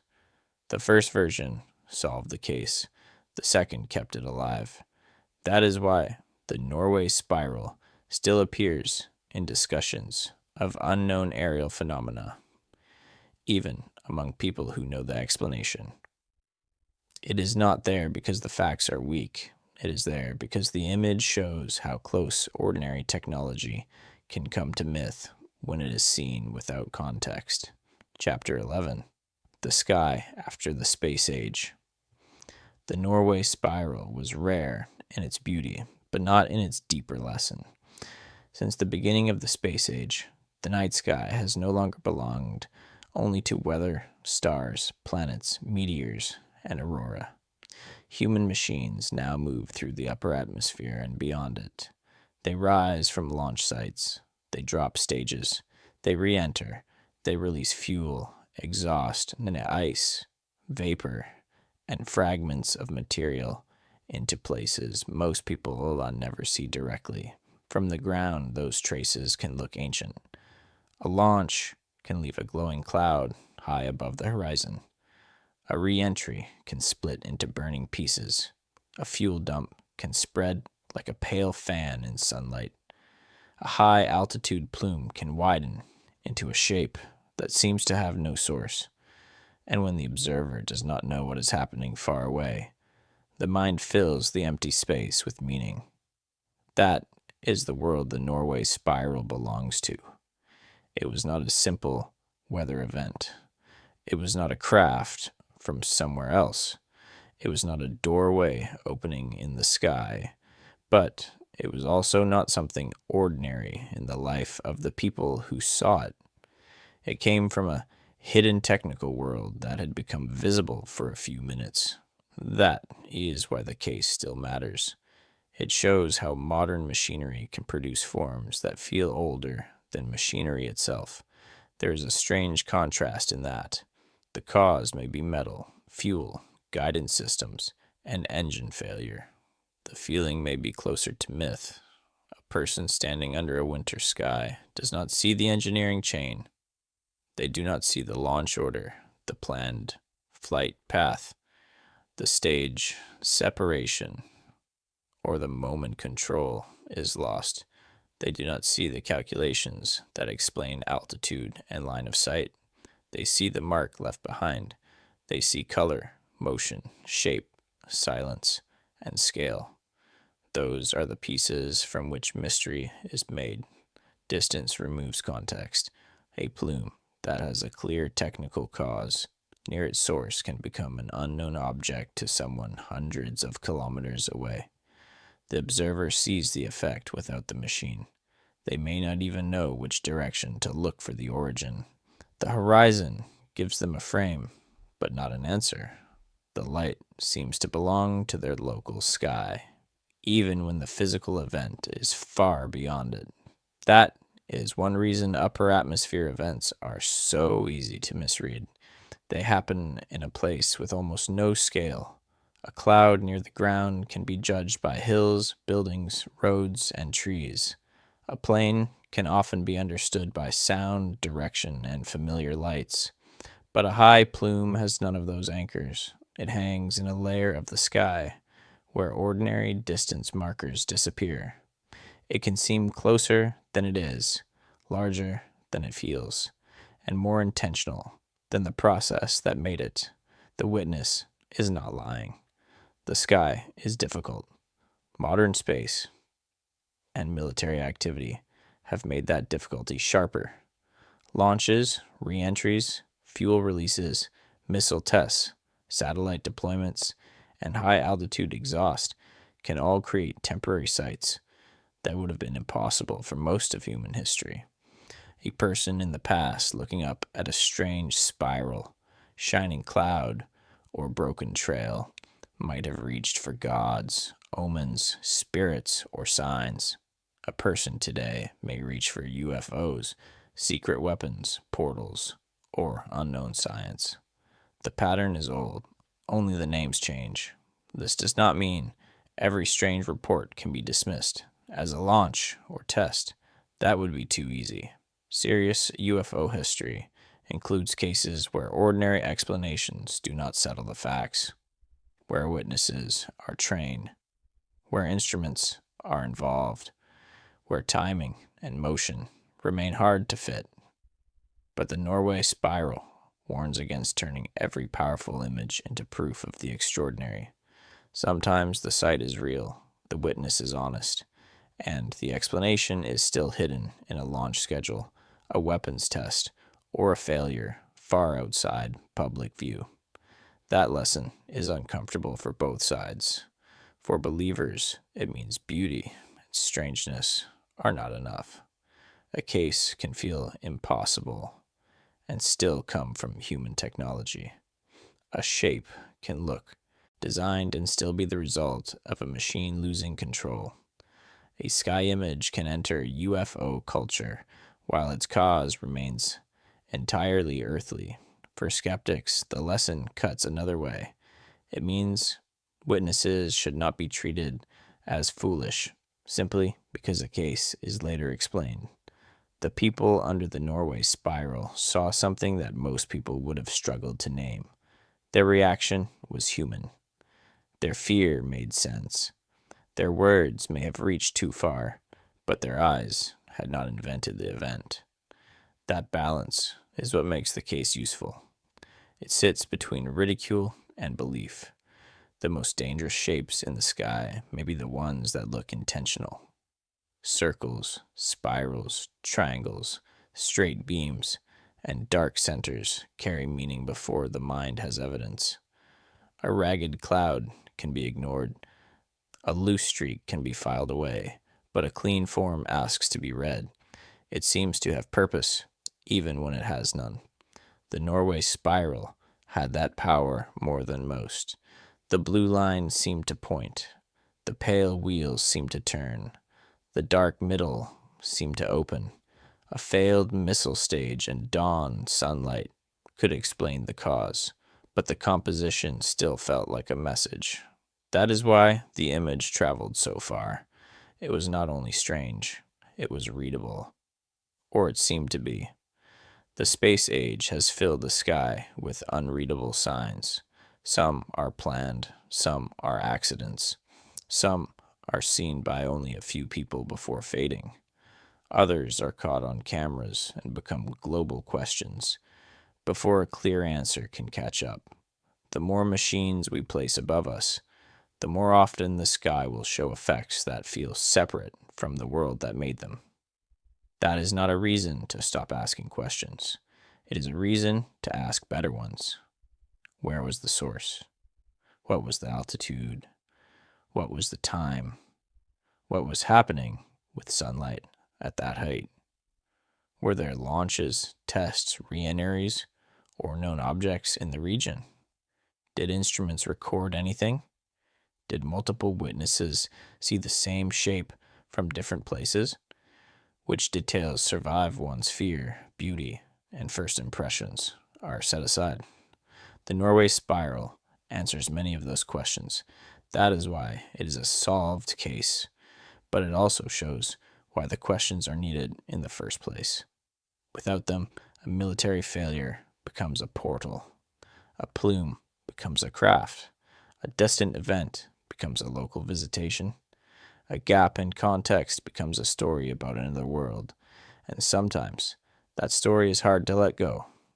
The spiral over Norway remains one of the clearest examples of the modern sky's strange, double life. It was made by human technology, yet it looked almost cosmic. It was explained, yet it still felt mysterious. It belonged to the space age, but it woke up something much older in the people who saw it. Chapter 12. Honest Witnesses and Wrong Meanings. A solved case does not make the witnesses foolish. That may be the most important lesson the Norway Spiral offers.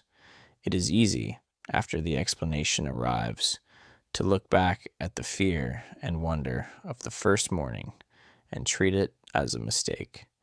People thought it was a portal. People wondered about an unidentified flying object. People called weather offices, science centers, and newsrooms.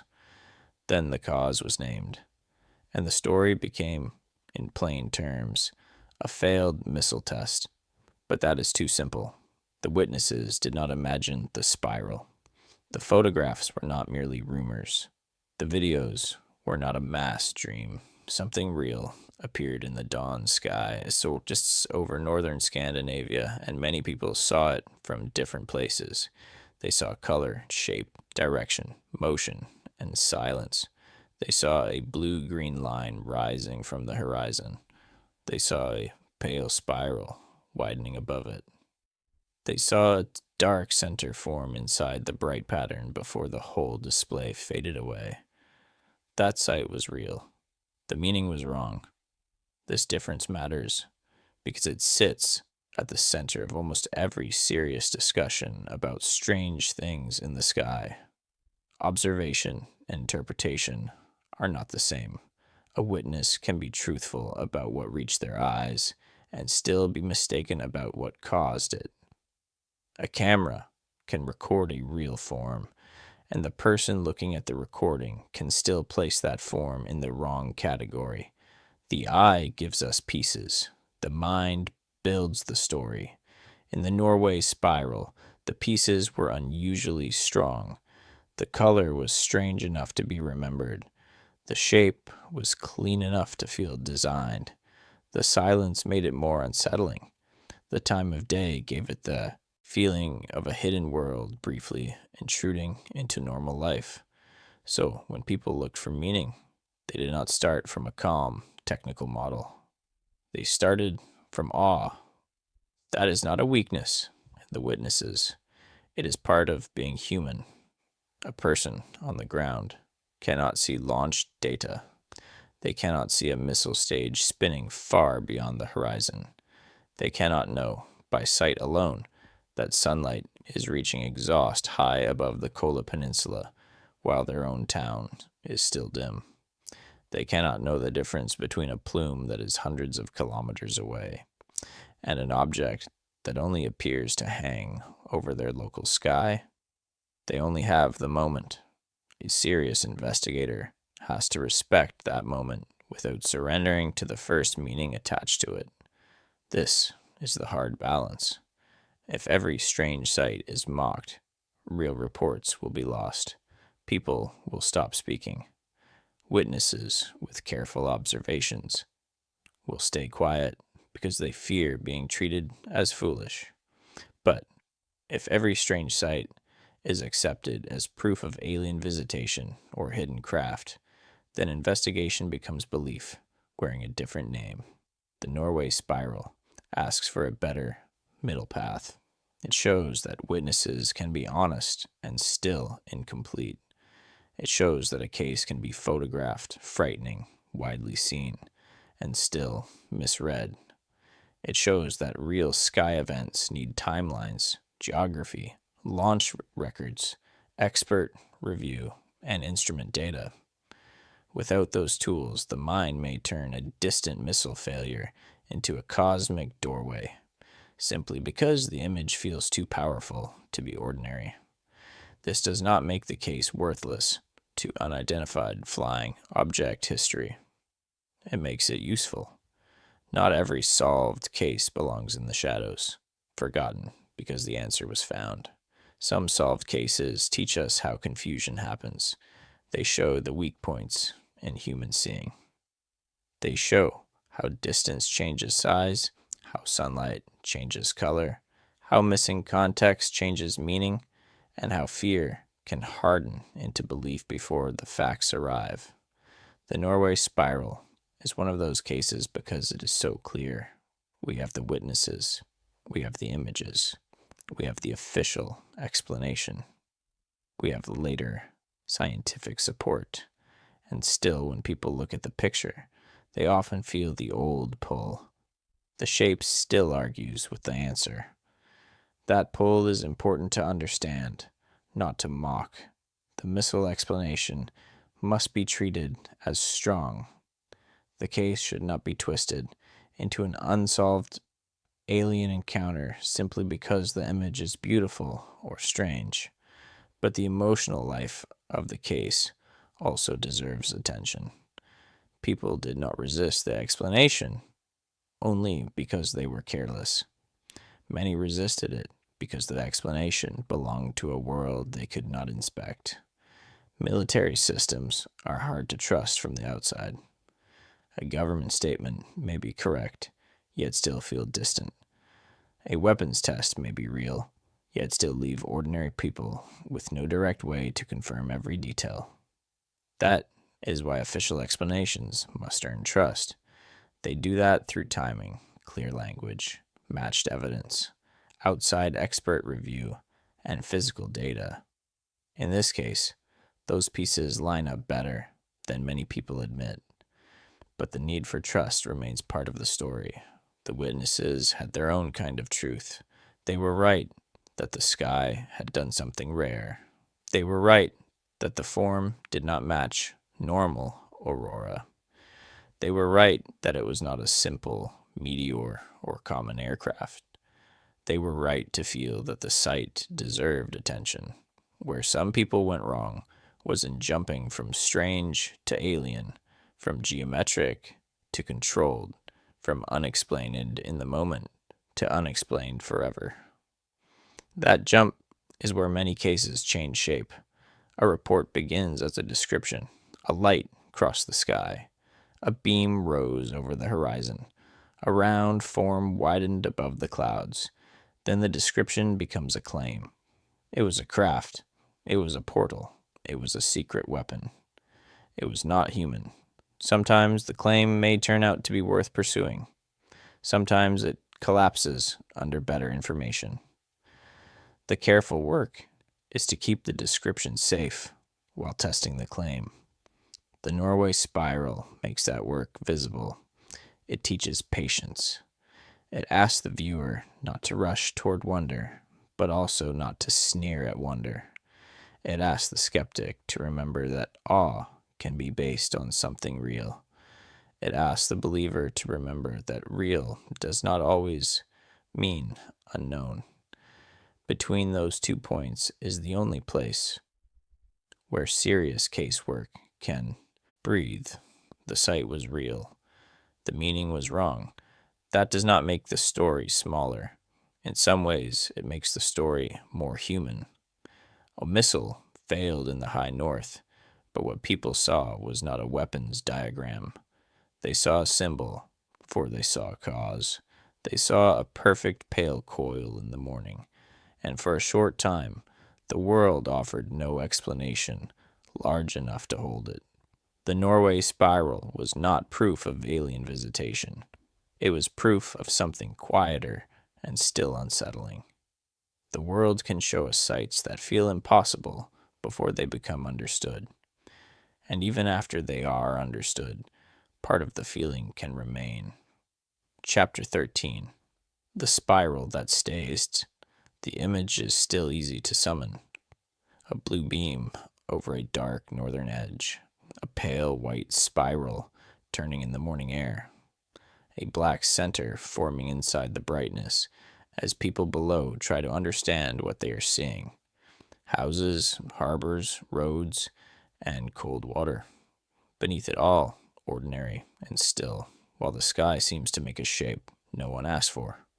That is why the Norway Spiral stayed, not because the case remained truly unsolved, not because the failed Bulava missile explanation collapsed, not because the official story had no support.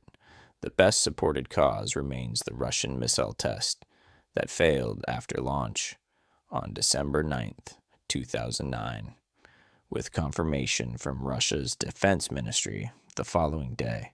The technical frame is strong. The later scientific discussion also points in the same direction. But the image had already become more than its cause. It arrived at the right moment in public memory. There were enough cameras to show that the event was real. There was enough delay for speculation to grow. There was enough strangeness in the form itself for the first viewers to feel that something larger else must be hidden behind it. And there was enough beauty to make people keep looking, even after they had read the explanation. Some sky events fade because they are vague. This one endured because it was clear. Oh, but that is the strange power of the Norway Spiral.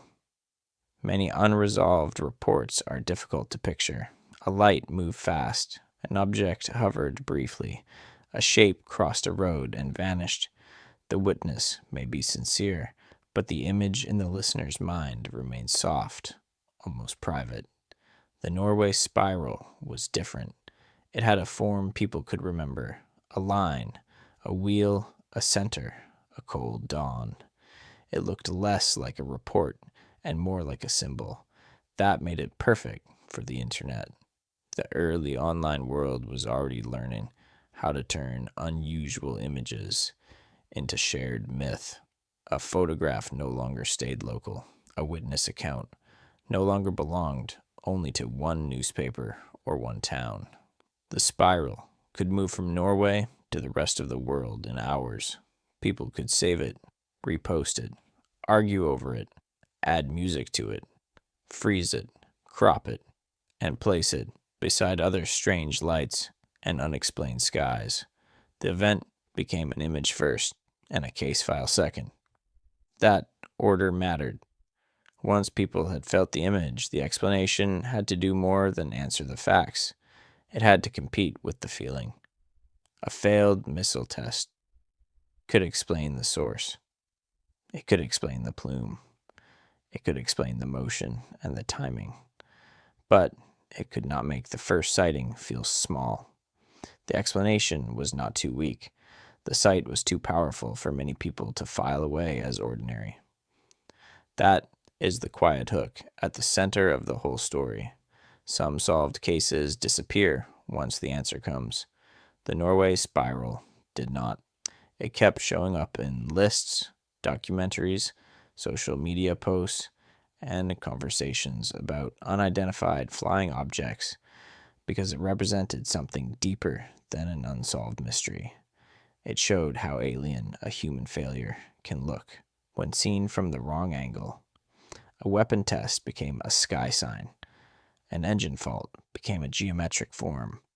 A plume of exhaust became, for a few minutes, a doorway in the mind.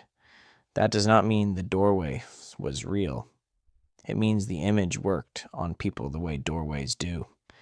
It suggested another side. It made the dark center feel like depth. It gave the ordinary morning a hidden layer. Even after the science was clear, that emotional reading remained inside the photograph.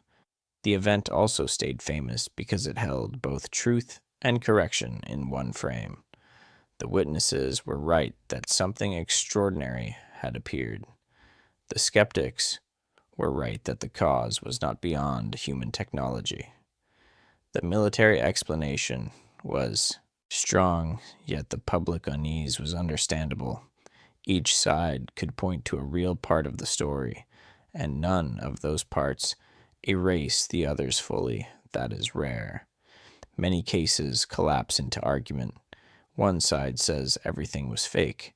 The other says every doubt proves a cover story. The Norway Spiral resists that simple split. It was real, but not alien. It was frightening, but not supernatural. It looked impossible, yet it came from known physics. It belonged to military technology, but it entered folklore through ordinary civilians looking up before work. This is why it still feels useful to remember. It teaches that the unknown is not always a hidden craft waiting behind the clouds. Sometimes the unknown is the space between what the eye can take in and what the world has not yet explained. Sometimes the strangeness is not in the object itself, but in our missing view of the system that produced it. We see the effect and build a story around it, while the cause sits far away, behind distance, altitude, secrecy, and timing. That gap can be vast. On the morning of December 9th, the people beneath the northern sky had no missile diagram in front of them. They did not know the launch path from the White Sea. They did not know about a third stage failure as the light unfolded. They did not know how sunlight would catch material high above the ground and make it glow against a darker morning. They only had the shape above them. Then the shape went away. The workday returned. That return may be the most haunting part. Nothing in the town had changed, but the people who saw it had been given a memory that did not fit easily into normal life. The harbor was still a harbor. The road still led where they had led before. The cold air still moved over the water. But for a few minutes, the sky had behaved like something with a secret, explained but not forgotten. The Norway Spiral remains one of the great examples of a solved mystery that still feels like a mystery in human terms. Not because the answer is missing, but because the experience exceeded the answer's emotional size. The cause belongs to engineering. The memory belongs to awe. Between them sits the reason people still return to the photographs. A blue beam, a white spiral, a northern dawn that briefly seemed broken. As the image fades one final time, the case leaves us with a careful kind of humility. Not everything strange is alien.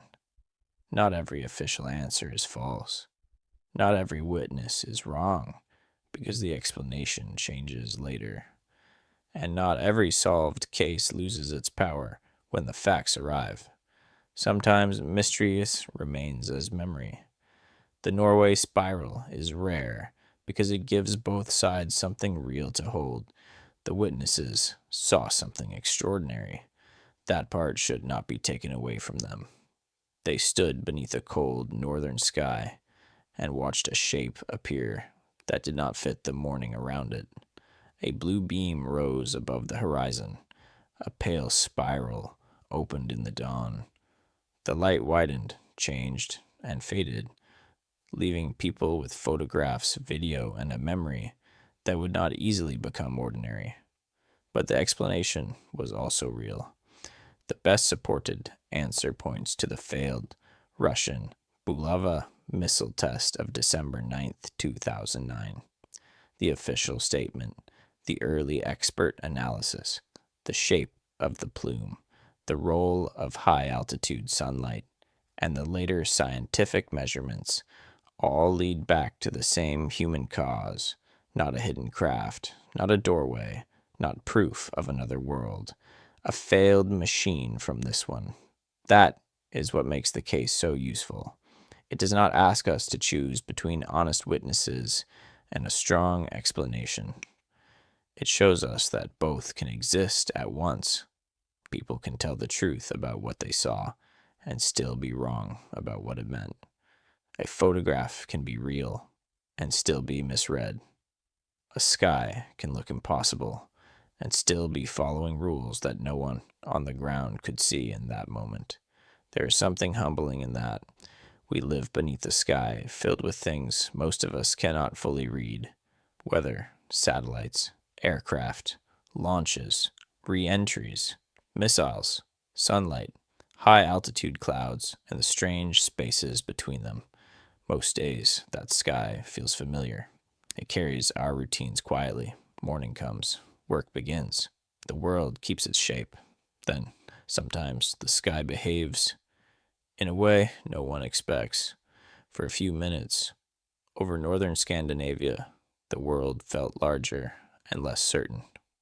Then, the explanation arrived. The case became solved. And still, the image stayed. As you drift off tonight, or as you carry this story with you into the rest of your day, that may be the part worth remembering. A mystery does not always need to remain unsolved to matter. Sometimes it matters because it shows how fragile certainty can be, and how much of the world we only understand after the moment has already passed. You've been listening to Close Encounters. Remember to like and subscribe so you don't miss tomorrow's story.